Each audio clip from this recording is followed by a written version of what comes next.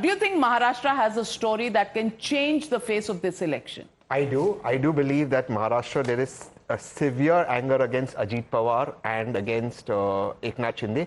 Ajit Pawar, particularly by the core voters of the BJP, the Brahmin voters who were originally Congress voters. The whole reason of these voters shifting to BJP was to be away from the Pawar family. For the BJP to align with Ajit Pawar, who is actually the person who's let down Maharashtra, Western Maharashtra, has been terrible. But I do believe Ajit Pawar's wife will defeat Supriya. I do believe that. But that will be the only seat Ajit Pawar wins. In the rest 4 seats, Ajit Pawar will lose. But there is so much anger. Ajit Pawar is involved with the builder lobby, with this accident that happened to his MLA. There is so much of anger against them.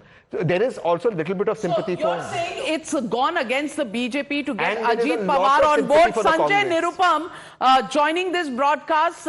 He's joined the Shiv Sena Shinde faction after leaving the Congress party. And Sanjay Nirupam, what is the sense that you get on the ground in Maharashtra? Do you think this is a state where the BJP and its alliance partners may have a bit of a trouble because Shiv Sena, Uddhav Thackeray getting the sympathy, not so much on the Shiv Sena Shinde side, which you represent, and Ajit Pawar not getting too much traction on the ground?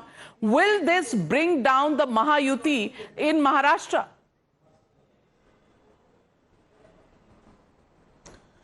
देखिए, ये एक false narrative है जिसको पूरे चुनाव प्रचार के दरमियान बहुत तेजी से चलाया गया।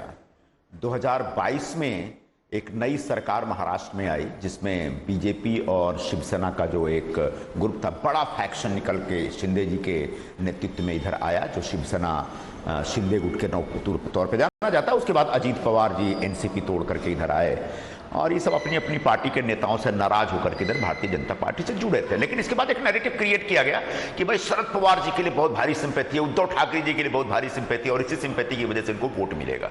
सच ये नहीं था। सच ये था, पूरे चुनाव प्रचार में जो मैंने महसूस किया, कि प्रधानमंत्री नरेंद्र मोदी की लोकप्रियता बरकरार थी। एक दूसरी बात यह है कि प्रधानमंत्री नरेंद्र मोदी को तीसरी बार प्रधानमंत्री बनाना चाहिए, यह जन सामान्य के मन में भावना था।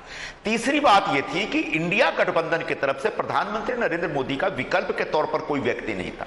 तो चूंकि यह चुनाव लोकसभा का चुनाव था, चूंकि यह चुनाव दिल्ली की सरकार बनाने के लिए चुनाव था, चूंकि यह चुनाव प्रधानमंत्री कौन बनेगा इस मुद्दे का, इस सवाल का जवाब देने के लिए था, इसलिए ये जो नैरेटिव था ये बहुत ज्यादा काम करता हुआ मुझे नहीं दिख रहा है। अभी भी रहेगा, आज शायद एग्जिट पोल में भी थोड़ा बहुत निकल गया, लेकिन 4 तारीख को जब मशीनें खुलेंगी तो मुझे पूरा विश्वास है कि एनडीए को एक जबरदस्त बहुमत यहां के महाराष्ट्र के नतीजों में मिलेगी और एनडीए पिछली बार 41 सीट्स पर थी एनडीए, इस बार कोई तरीका नहीं है और सबने जो जमीन पर जाके देखा है कि एनडीए की 41 सीट्स तो नहीं आ रही, यानी कि कुछ ना कुछ लॉस महाराष्ट्र में होना है, ये तय है। लेकिन कुछ अजीब नहीं लगता कि राहुल गांधी अडानी अंबानी का दोस्त कहते हैं नरेंद्र मोदी को, और दूसरी तरफ उद्धव ठाकरे जी क्रूज पे जाते हैं अंबानी जी के बेटे की शादी पर? कहीं रॉन्ग नंबर डायल हो गया? नहीं, यही नहीं है। मतलब बीच में प्रधानमंत्री नरेंद्र मोदी जी ने जो बातें कही थी कि सुबह शाम आप अंबानी और अदानी के खिलाफ जोर जोर से बोलते हैं, लेकिन जब चुनाव प्रचार का टाइम आता है तो वही लोग आपको फंडिंग करते हैं, उनसे आपको फंडिंग लेनी होती है और उनसे फंडिंग लेने में आपको कोई गुरेज नहीं होता है। तो ये एक दोहरापन है, ये एक राजनीति का एक दूसरा चेहरा है, दिखाने के लिए कुछ और करने के लिए कुछ। जब धारावी का प्रोजेक्ट आया तो शिवसेना की तरफ से उद्धव ठाकरे ने वहां पर मैदान में उतर करके अदानी के प्रोजेक्ट का बड़ा विरोध किया। उसके बाद का फॉलोअप क्या है, मुझे इस सवाल का कोई जवाब दे दे। क्या शिवसेना ने इस पूरे प्रोजेक्ट के खिलाफ अधिकृत तौर पर कोई स्टैंड लिया, सदन में कुछ बोला या फिर अदालत में गए? ये सिर्फ दिखावा था, जनता को बेवकूफ बनाने के लिए, जनता को बरगलाने के लिए अदानी के खिलाफ एक पोस्चरिंग थी, जहां तक एकदम से सख्त एक्शन या सख्त विरोध करने की बात है, ऐसा कुछ नहीं है। तो जैसे अंबानी के क्रूज पे वो घूम रहे हैं, वैसे ही आपको कभी भी अदानी के क्रूज पर भी घूमते हुए दिख सकते हैं। तो ये सब नंबर्स आ रहे हैं हमारे पास, नंबर्स हैं 26 एनडीए अलायंस के 22 एमवीए के महाविकास आघाड़ी के 22 नंबर दिख रहे हैं, यानी कि अगर बीजेपी 26 पर आती है तो सीधा 15 सीटों का लॉस है। जयमृग, what does this mean for the BJP? देखो, सब मैसेजेस आर वेरी क्लियर.